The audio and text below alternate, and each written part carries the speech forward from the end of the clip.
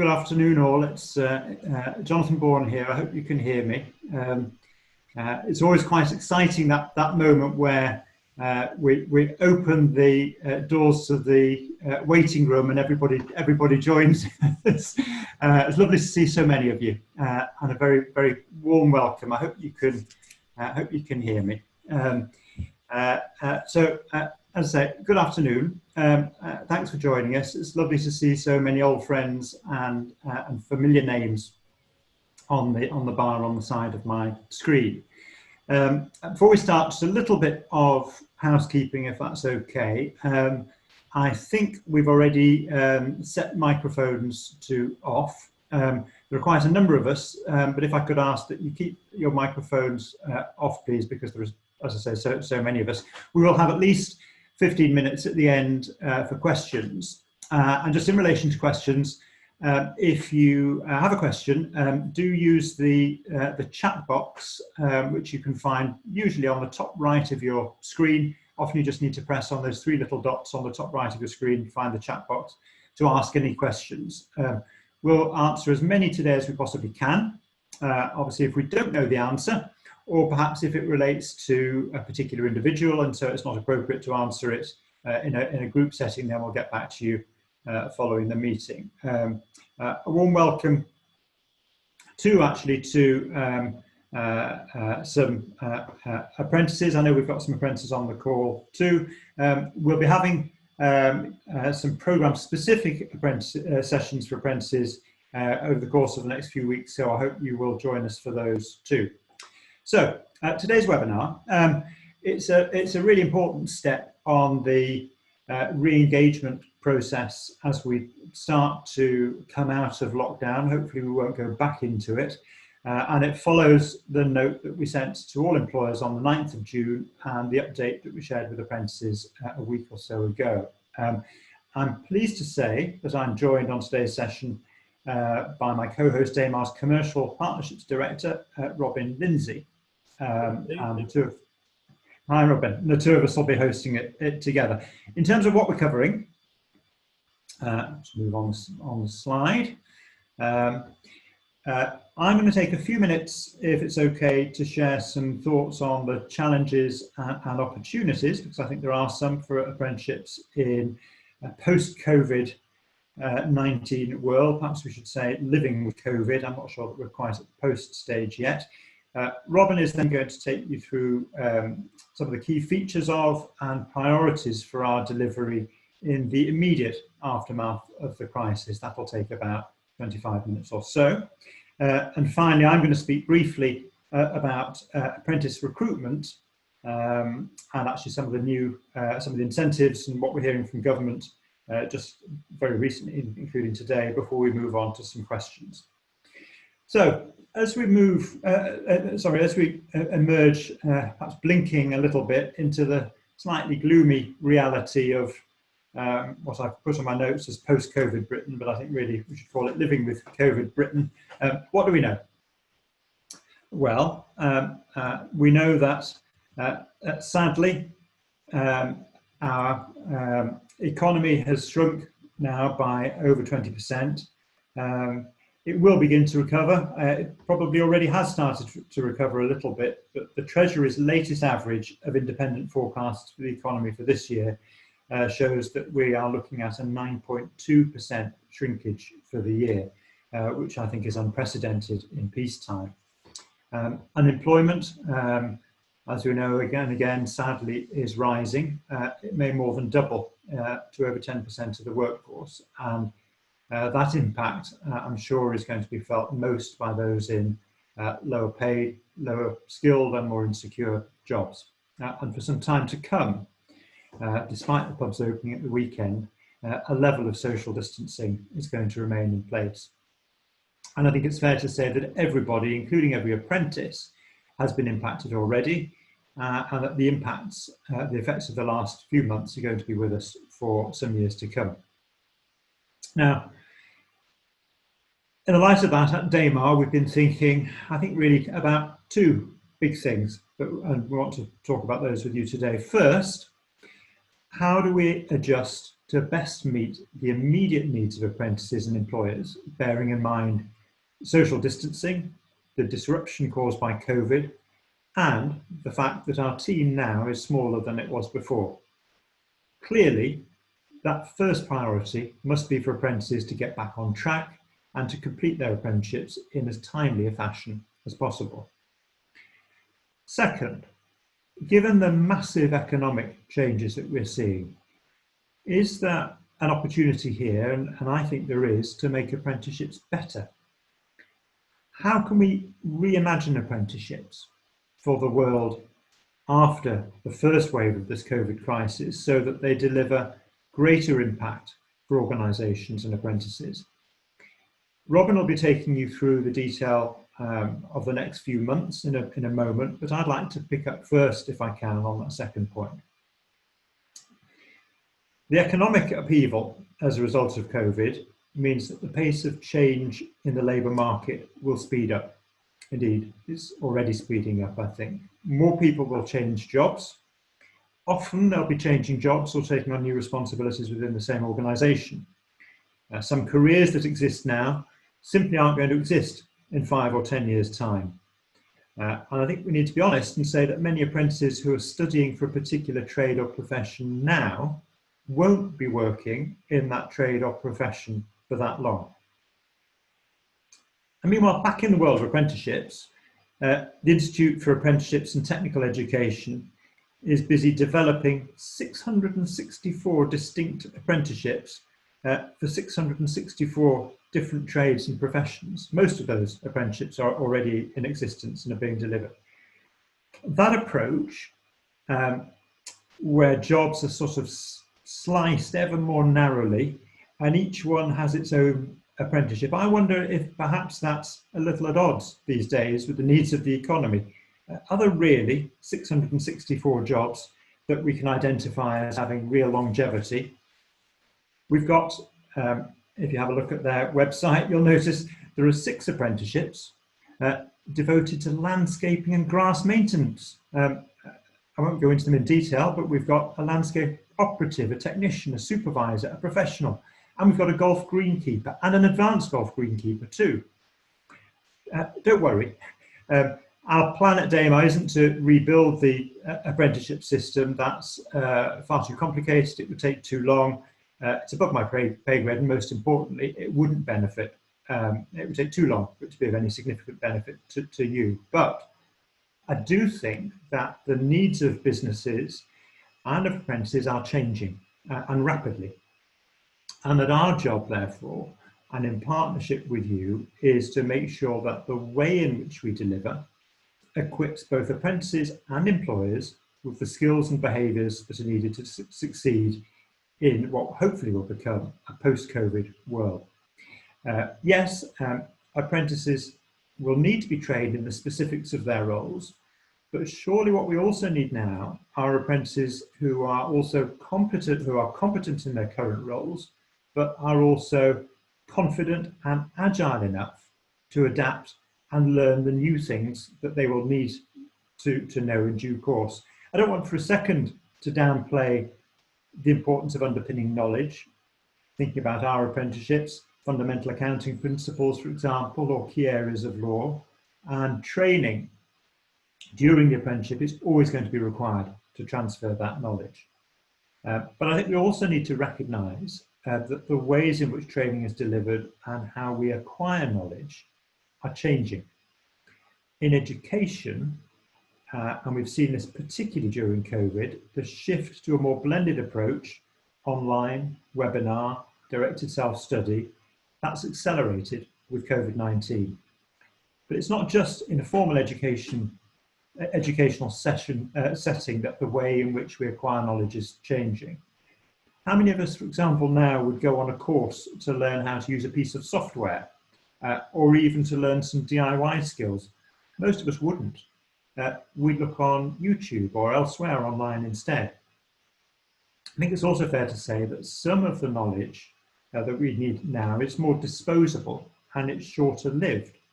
If your job changes, you're going to need to learn new knowledge and new skills quickly. It strikes me that what matters increasingly are things like what sources of knowledge should we trust and how should we use them? Learning how to learn. This applies, I think, at home and at work. It was sort of instructive to me to read the other day in an Ofcom report that half of all UK adults now use social media to get their news. Developing wider skills and behaviours. I think we've seen this particularly during lockdown amongst those of our colleagues and our friends who've been really successful during lockdown. Resilience, agility, the confidence to adapt to new and unfamiliar situations, for some commerciality. And finally, learning how to take ownership and becoming accountable for one's own learning.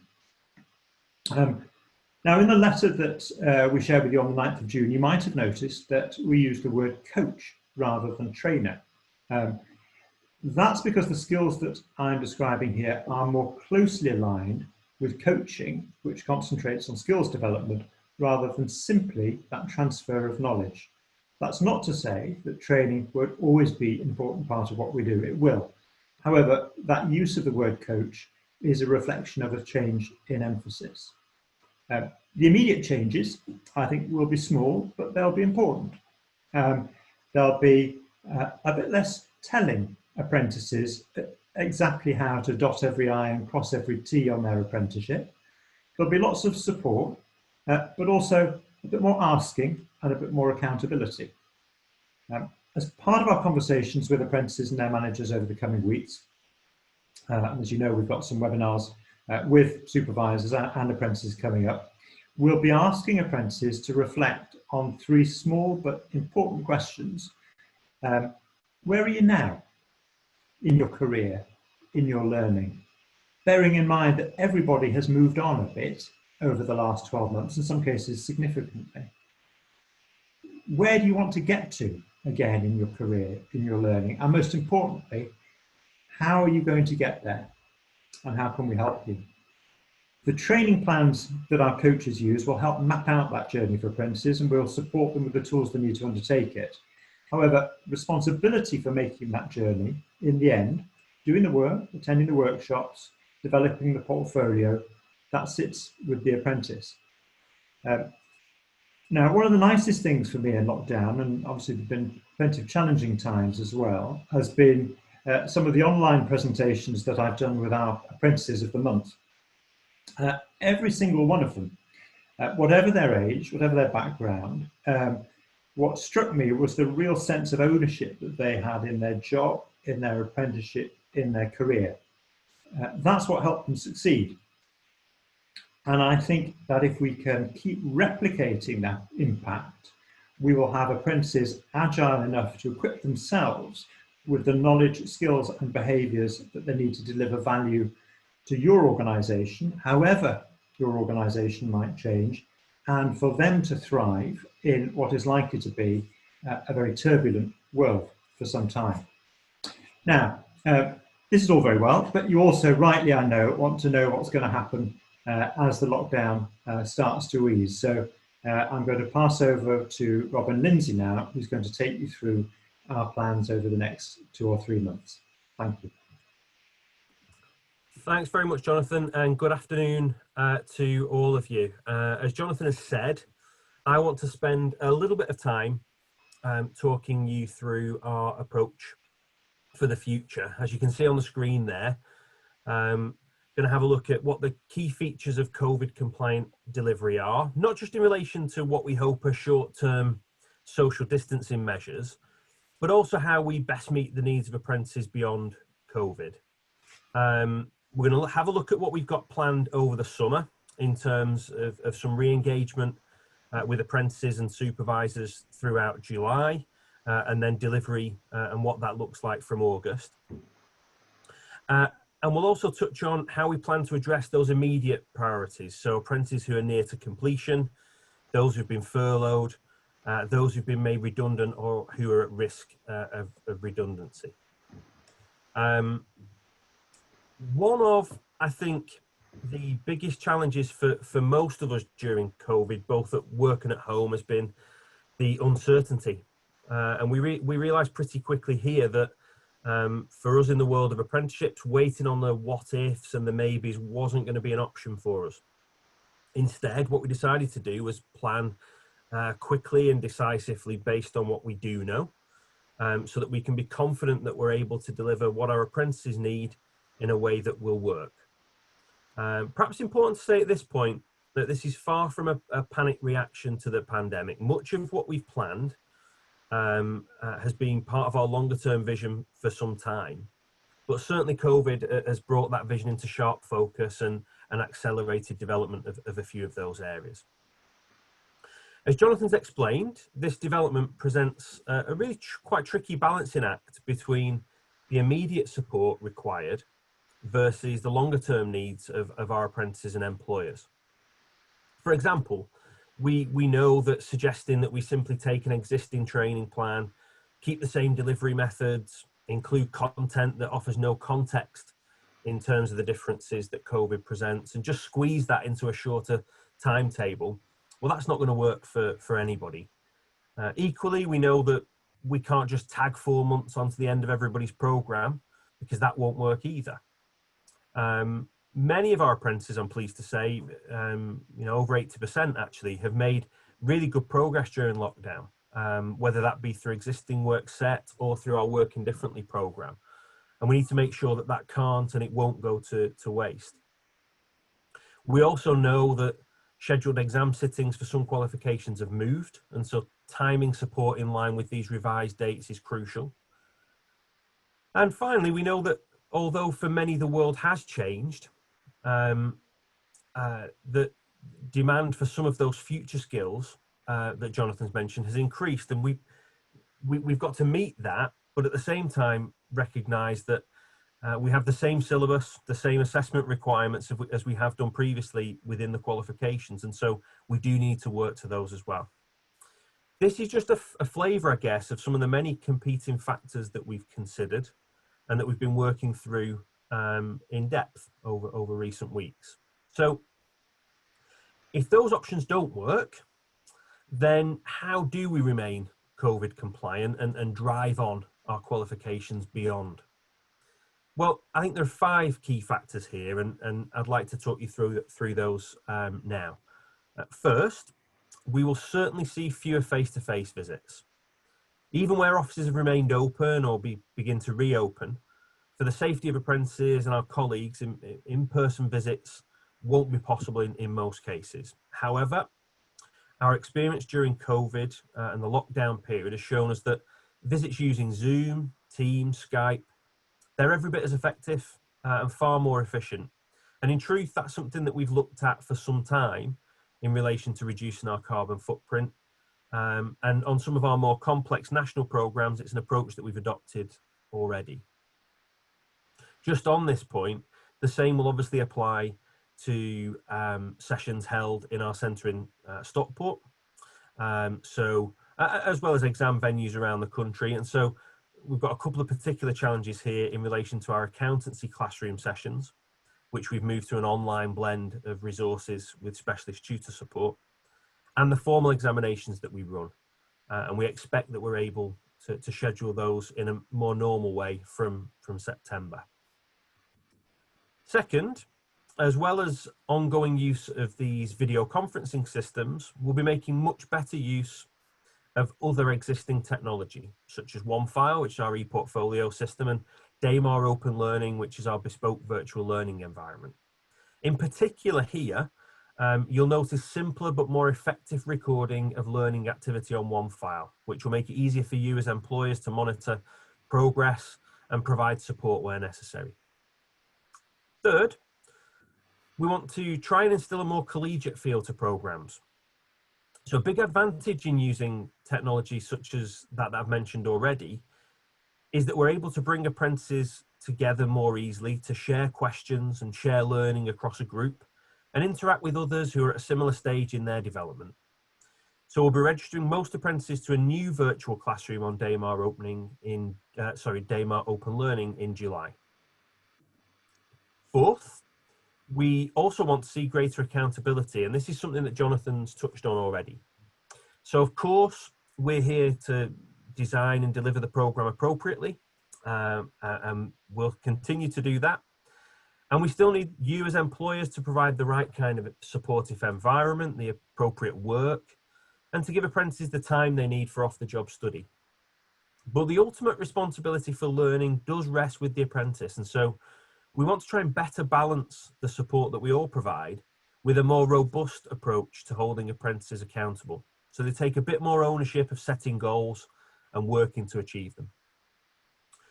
Fifth, and finally, it's also important to say that many of our apprentices will have a different coach. Apprentice numbers, as Jonathan's mentioned, have declined nationally during the crisis, and so Damar does have a smaller team now than we did in March. But we've retained a very experienced team with many decades of combined experience in apprenticeships, and I'll explain in a moment how we're going to manage that transition to minimise any disruption that might cause. So I hope that offers a helpful background in terms of our thought process and the key features that we believe will allow us to balance some of those short-term challenges with longer-term needs of our apprentices.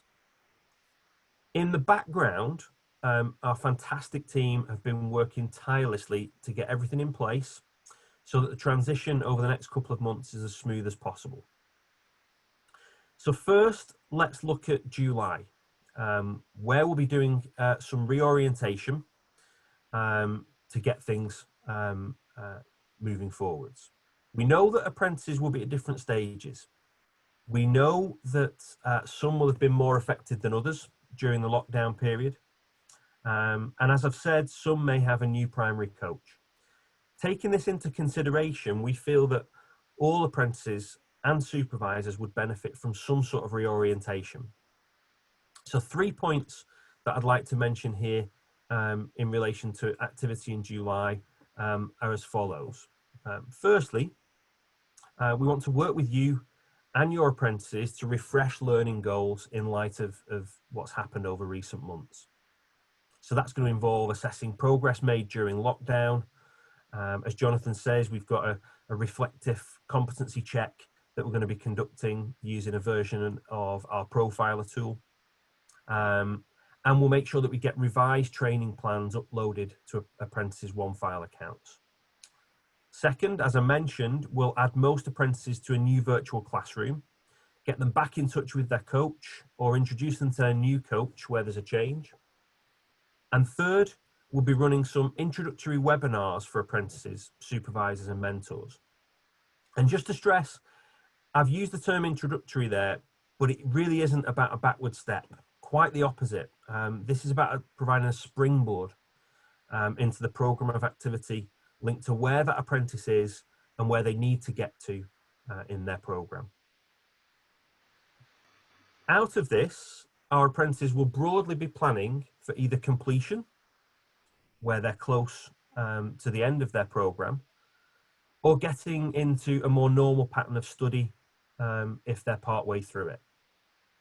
So first, if I can, I'm going to take that group of apprentices who have maybe had an EPA, an endpoint assessment, disrupted by COVID, or those who are approaching gateway or with an imminent formal exam or EPA. So for example, students working towards SILEX exams in September or AAT synoptic accountancy exams.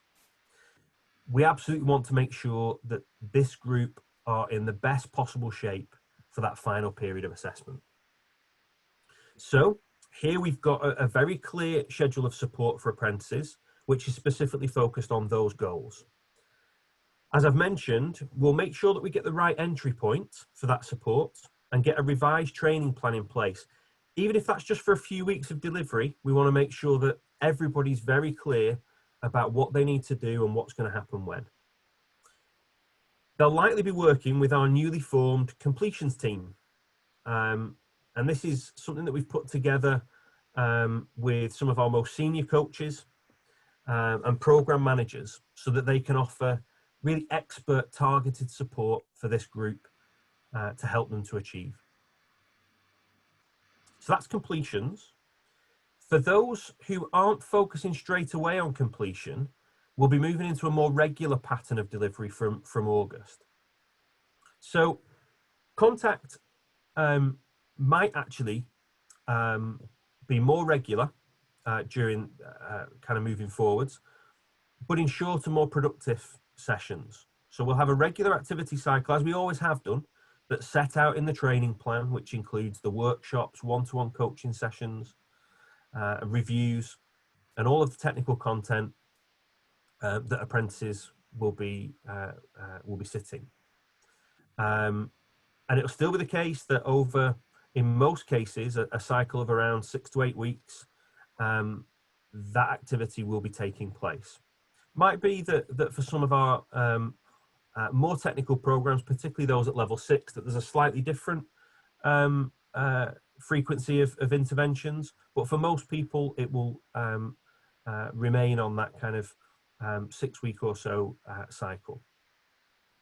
Where we have any technical content, so in particular, I guess, kind of law courses, accountancy, management, for example, we'll make sure that for this component as well, there's a really easy to follow training plan that's uploaded onto one file.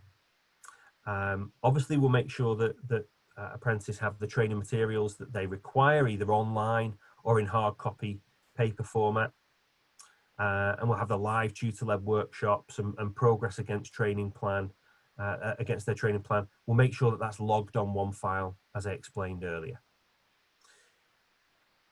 We'll also, in having apprentices allocated to a new class, we'll also be able to make better use of the class forum on Damar Open Learning, which will allow apprentices to ask questions between sessions. Of course, telephone and email will still be available for people to get in contact with their coach, but we want to basically give people as many options as they have to get that support that they need.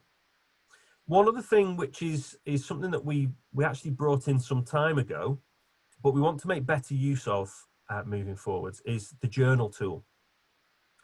And so we'll be asking all apprentices to make a weekly one file entry in their journal that notes their learning both on the job and off the job during that period. We'll try here to give some better prompts to make that process a little bit easier, but that's a great opportunity for apprentices to track their learning, and it provides a really effective revision tool when we get to endpoint assessment.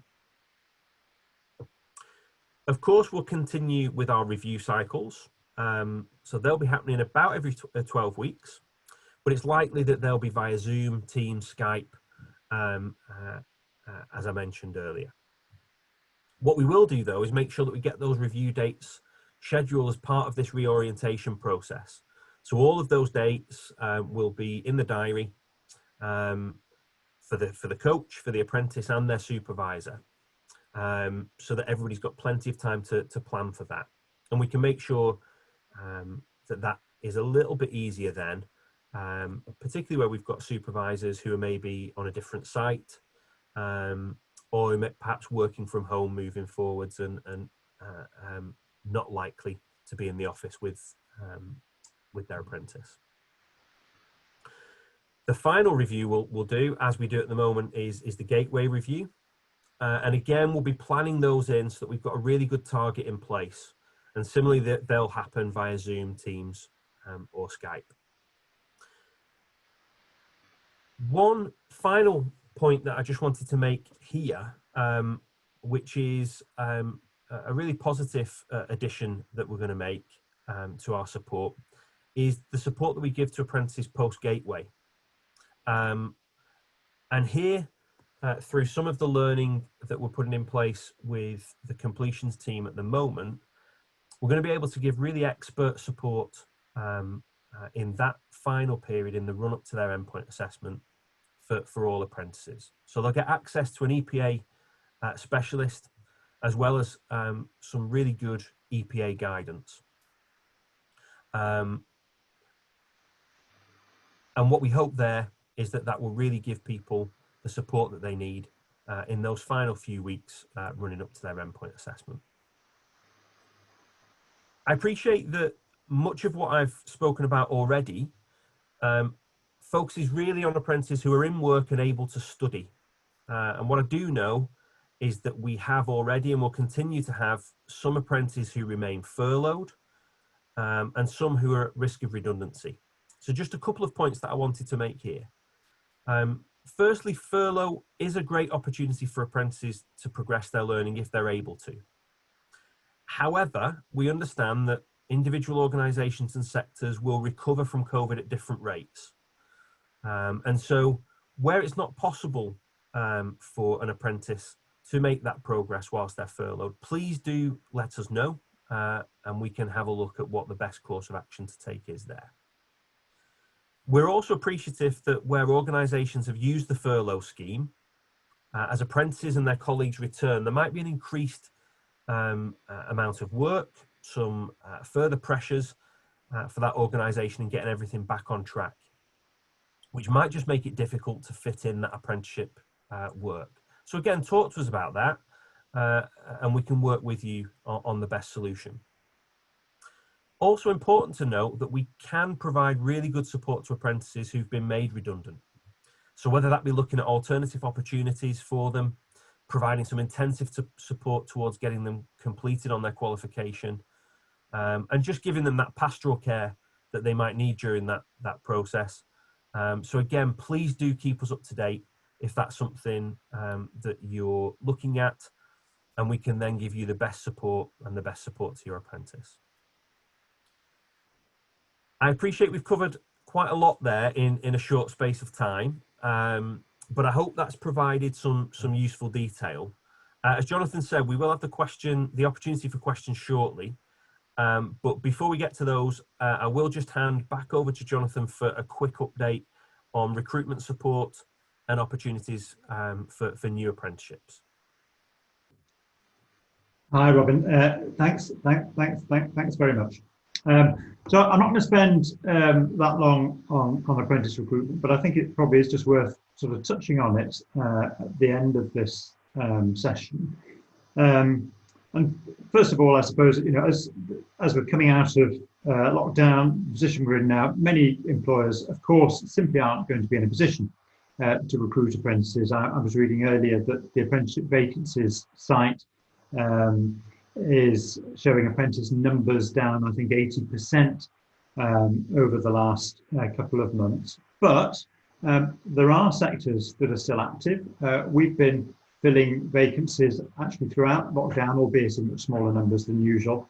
And it's been interesting just over the last couple of hours to see a couple of large employers, the last 24 hours or so, to see a couple of large employers, BAE Systems announcing I think a record number of apprenticeship vacancies for this year, and Hayes Travel announcing their intention to create 700 jobs and apprenticeships, but quite a number of apprenticeships in there. And good to see that both of those employers are getting lots of publicity and good PR out of that. And so I think for employers who are able to look at recruiting during the remainder of this year, certainly a good news story, and press looking to take up those stories. The apprenticeship levy, and there have been one or two questions asked over the last few weeks about whether there'd be any changes to the levy. None yet, of course, although it is being looked at. But in the meantime, the machine grinds on.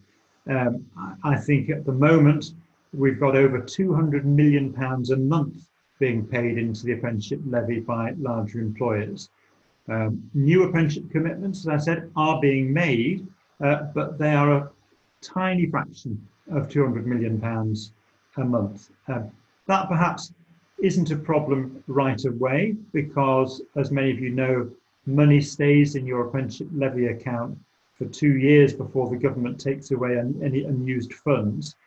But fewer starts now does mean that in time, those clawbacks will rise. So even more so than before, employers are going to have to give thought as to whether, and if so, how, they use that apprenticeship money.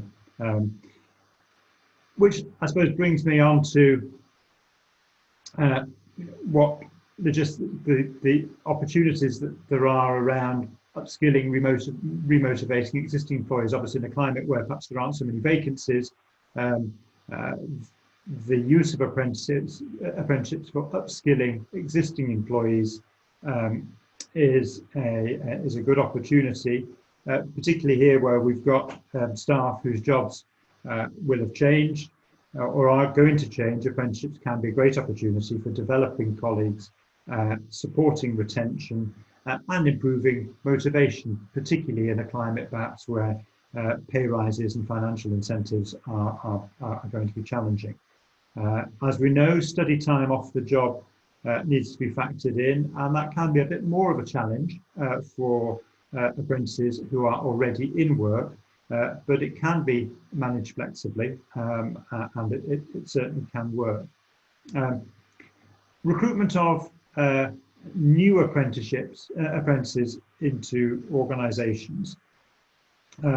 Well, it's still possible. As I say, we have been helping employers recruit through the crisis. In fact, we've got a very large apprenticeship recruitment programme that we're partway through at the moment for an employer looking to recruit a little over 100 apprentices to start in the autumn. Thus far, we've been able to help them manage that entire process remotely. In due course, there may be a little bit of face-to-face, obviously in a socially distanced manner, but it's going to be pretty much possible to run the entire recruitment process remotely, I'm pleased to say. I think too, there are some timing considerations this year and perhaps some opportunities out of that as well. I mean, normally, as many of you know, the peak for apprentice recruitment is in the autumn, typically back end of August through September and early October. This year, I think we will see fewer vacancies obviously then, but some young people perhaps, and some young people going into full-time FE or to university who, for whom perhaps that isn't their first choice. And we've always had historically a little group of candidates who've dropped out of university or FE November, December, January. I think we may well see more of those candidates come back into the system this year looking for apprenticeships. So for employers looking to recruit outside that September peak, I think there will be opportunities to recruit strong candidates this year. And all of our programs, as most of you know, are roll on, roll off. So we don't have fixed start dates through the year. So we have some flexibility there as well.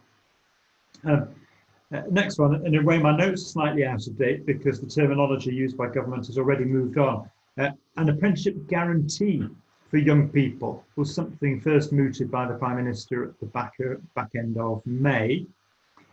Since then, we've heard a little bit more from ministers, particularly Rishi Sunak, towards the end of June, when he said he was looking at some potential changes to the apprenticeship levy, talking about a lost generation of children who don't have their futures defined by the crisis. Today, of course, we've had the Prime Minister who's made an announcement at Dudley College, where he's been talking about the opportunity guarantee. And I suspect that's because there's been a realisation that actually it's impossible to guarantee apprenticeships. So the terminology has changed a little. We don't know very much about that yet. We're going to hear some more in the next few days, but it looks as though it's a mixture of work experience and some additional support for apprenticeships. And just on that latter point, it looks as though there's going to be some additional financial support for employers who recruit apprentices, particularly apprentices aged under 25.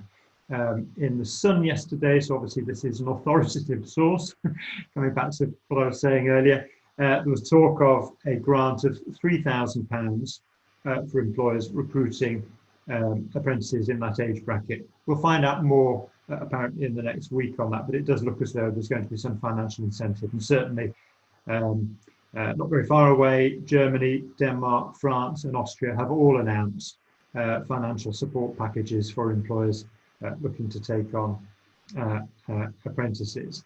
And we're also seeing already one or two local schemes. There have been at least a couple of local councils announcing wage support schemes for apprentices within employers, sort of 6 months at the apprenticeship minimum, for example. I saw, I think Tees Valley has announced that today, and there have been a couple of others as well. So we will see more local schemes.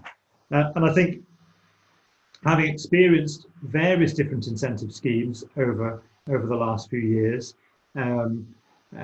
I think my sense is that they're a helpful nudge, but they won't be a fix. They're certainly not the be all and end all.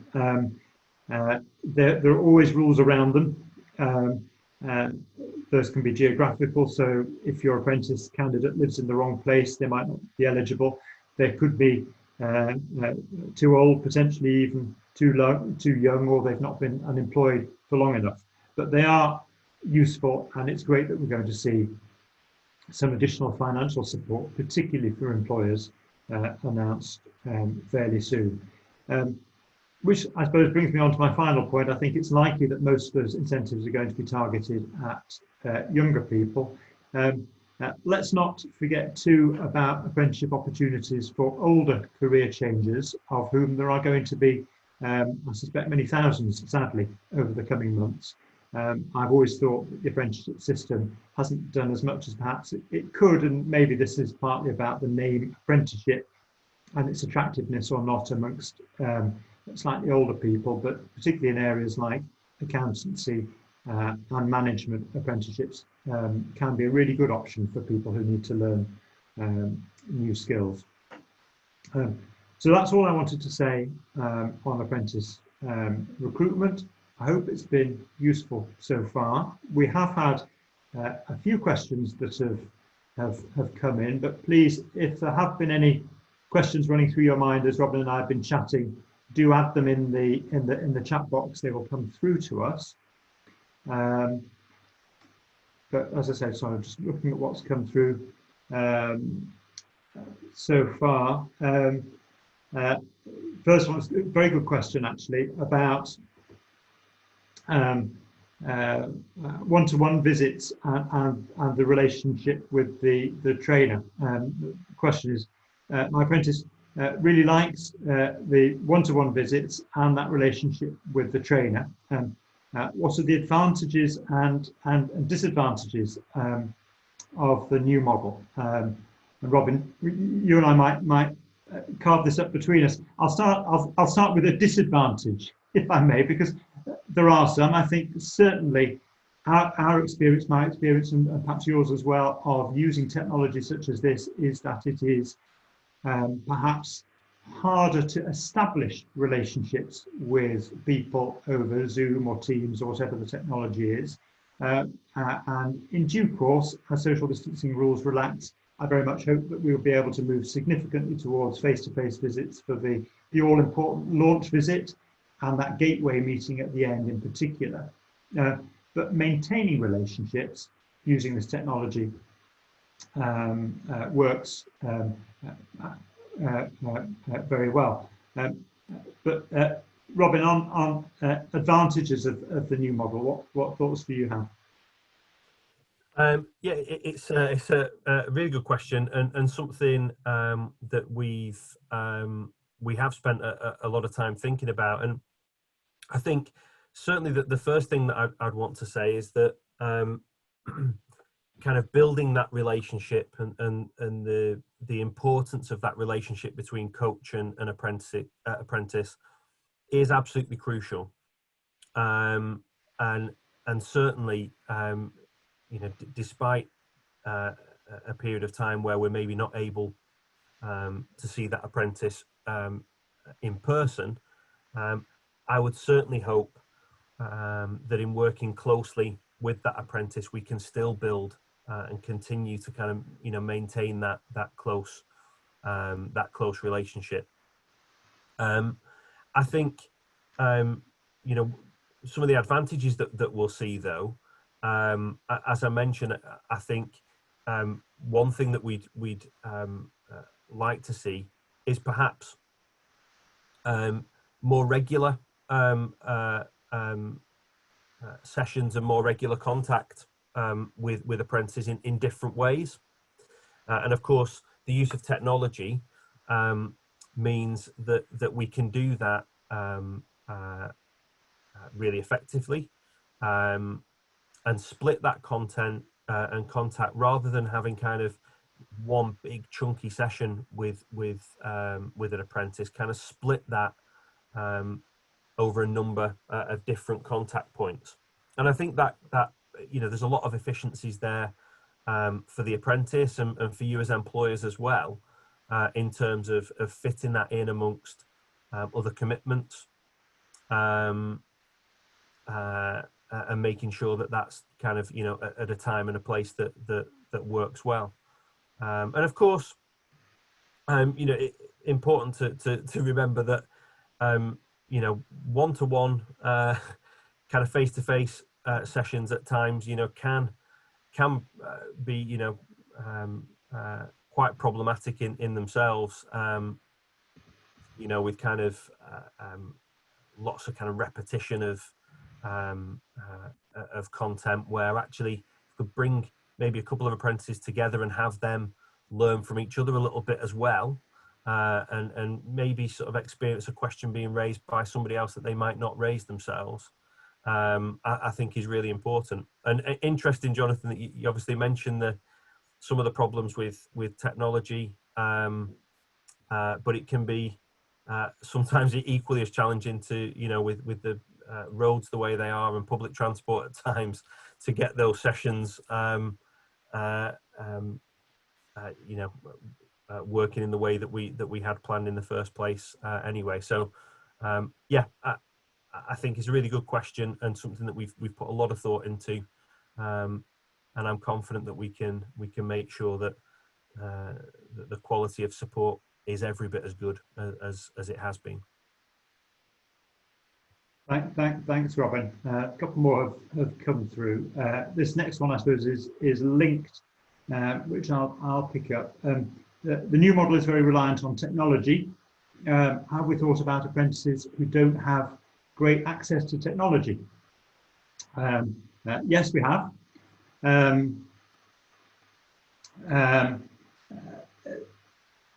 This has been a challenge currently with obviously apprentices who are at home or who've been furloughed.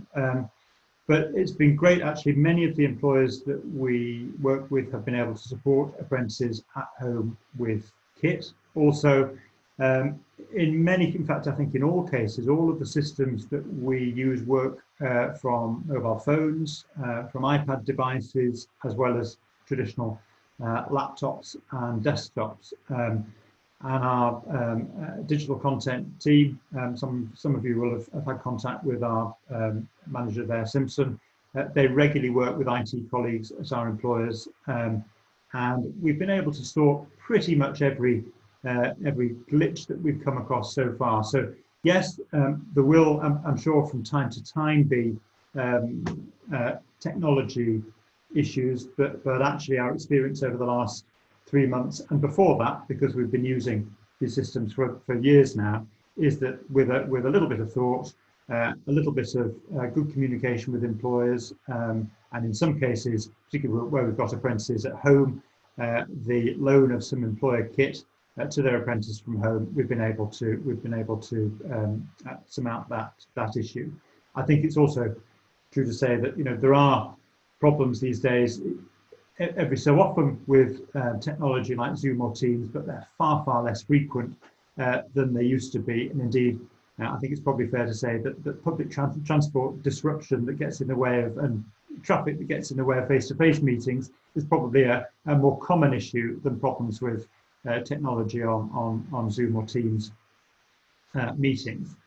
Couple more questions that have come through. Sorry, let me just scroll up. The first one relates to September exams, and Robin, I'm going to ask for your support on this one, because I know it's something you've been working on very hard over the last few days.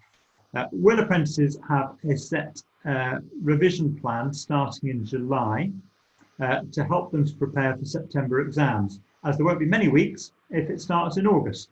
And will the exams still be held at the Stockport Centre? Okay, so yeah, two parts to that. Yes, in answer to the first question, where we have those formal exams that work to set timetables. So the SILEX exams running in September. Yes, we have a timetable of support that's been put together based on those exam dates, and that is ready to go out to students. I think, Jonathan, I'm right in saying that that's we've got it set. I think we're planning to send that out this week, I believe. So that should land with people this week. And then answer to the second point, yes, we're hopeful that we can. We've done a thorough risk assessment of the building, and we will be kind of doing a phased reopen of our centre in Stockport from next week. It will be a little bit of time before we're in a position to bring students in for exams, but we have got plans in place to make sure that we can, if people are due to sit those exams with us in Stockport, we've got plans in place to make sure that isn't an issue for them. And we're in contact with our other exam centres around the country to make sure that, again, we've got everything we need in place for those exam sittings. So I hope that answers that question. Thanks, Robin. The next one is linked to a degree, although this is about endpoint assessment rather than exams. It's from an employer that has a couple of apprentices who failed their endpoint assessment. Will the completion team be able to offer support to them, and if so, in what way? Shall I pick that one up again, Jonathan? Yeah, go on. Thank you. So the completions support that we've put together, in a nutshell, works on the principle that we've got support in place and planned for every aspect of that endpoint assessment. So where we have somebody where we have an apprentice who's maybe was at the point of their program where they're maybe just entering or just passing gateway, or maybe even sort of, just right towards the end of their program, they will obviously need the greatest level of support, and so they'll get a training plan that outlines kind of how they can access every bit of that support to cover every area of that endpoint assessment. Of course, we will have some apprentices who had sat part of their endpoint assessment and just had a little bit to do before there was the disruption to EPAs, or it might be that, as you say in this example, we might have some people who need to resit a component or various components. And again, what we'll do there is have a different entry point for that apprentice, so that they just get the targeted support that they need for the areas in which they need to resit. That isn't to say that they can't go back and access the other resources as well. They'll still be made available to them, but the way that we'll guide people through that and target that support will be based just on those areas that they need to resit. And so that should allow us to move people through at a rate that's appropriate to where their original endpoint was due to be. So again, I hope that answers that question. Robin, thanks. The next one we've got, and it's in a way a little to one side of some of the things that we've been talking about today, but I think relevant for quite a few people on the call. With COVID, will the business admin level 2 framework be switched off on the 31st of July? Quite a number of you will know that the last date for enrolments on the old apprenticeship frameworks is the 31st of July. One of the final ones, and it's actually one of the most popular frameworks historically, is the level 2 business admin framework, which is traditionally probably the most common sort of entry-level apprenticeship used across the country, particularly historically by 16 to 18-year-olds. There have been various attempts to create a new apprenticeship standard. A business administrator, a business admin assistant standard to replace it. They've all been knocked back. I think there have been at least two. They've been knocked back by the Institute for Apprenticeships and Technical Education. I don't think at the moment that there's much chance of the level 2 framework being extended because the end of July has been the sort of the drop dead date for all frameworks for a long time. But I do think we'll see further and increased pressure for the creation of a replacement standard for that business admin level 2 framework, not least because of the decline in numbers of 16 to 18-year-olds undertaking apprenticeships and the data that we've had in particular recently on lower numbers of apprentices from disadvantaged backgrounds. So I do think there'll be more pressure. I do think it'll happen in the end, but I don't think it will be ready to go, sadly, from the beginning of August, which I personally think is a great shame. We've had lots of success historically with people starting with that level 2 business admin apprenticeship and then progressing to level 3, level 4, even to level 7. That's it. I think something will come along, but not for a little bit. Just looking at the time, we've got a couple of minutes to go. I've just spotted a question, Jonathan, that I could just pick up if that's okay. Yeah, go on, Robin. From one of our partners in within the NHS. So first of all, a big thank you from all of us for all of your amazing work during this period. A question coming in there around obviously an apprentice who's been impacted quite significantly during COVID and hasn't really been able to progress at all.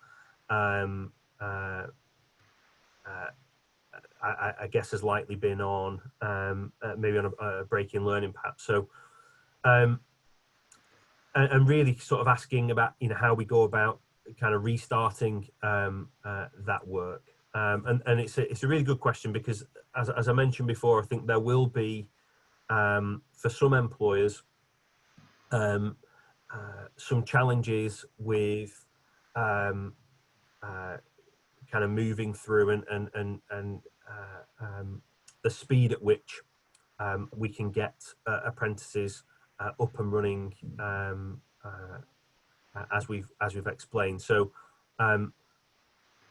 the way that we've looked at it is that it will absolutely be possible through that same process of reorientation, really getting to grips with what the best start point for that or re-entry point for that apprentice is and what their support best looks like. We can absolutely have a look at that and make sure that we get that support to your apprentice in the right way and at the right time. So if it is that for a short period of time, and this is a conversation that I've had with a few employers, it's going to be a little bit of a slower recovery period from COVID. We can absolutely phase in that support at a later date if that works better, and there won't be any issues with kind of refreshing those learning goals so that we've got the best plan in place for each apprentice. So yeah, really good question and one that I think won't just apply to the NHS but some of our other clients as well, I would imagine. Robin, thanks. Now we've got about 10 seconds to go, but I'm going to just sneak in one further question and hopefully answer if that's okay.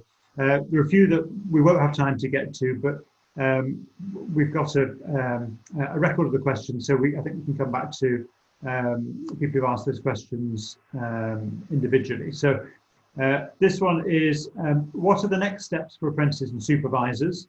Will we be receiving communications about plans for reorientation? The answer to that is yes, absolutely.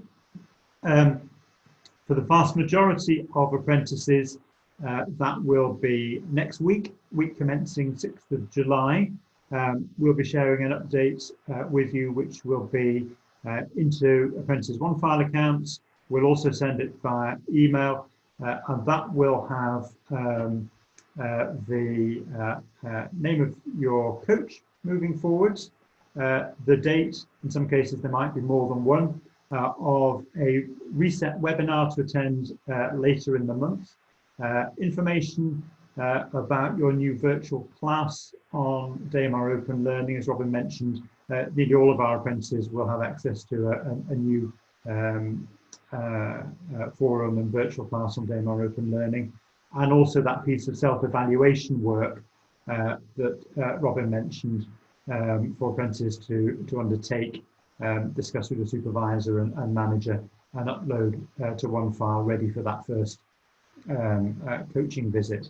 And we will also be sharing with supervisors in the next week or so dates for those reorientation sessions for supervisors, which links actually to another question that we've had, and don't worry, we'll close this in a moment, which is on how supervisors can be kept up to date with the progress of their apprentices. One of the things that we'll be covering in that supervisor session is how we can use one file more effectively, and in particular what a useful tool one file can be for supervisors to be able to really go in 24/7 and check learner progress. So there are a couple more, but if it's okay, we will get back to you sort of privately on that, because I know we're just after 3 o'clock now. So look, thank you so much for your time, Robin. Thanks to you. Thanks to everyone for attending. I hope you found it useful, and we look forward to continuing to work with you over the coming weeks and months. Thank you. Thank you very much.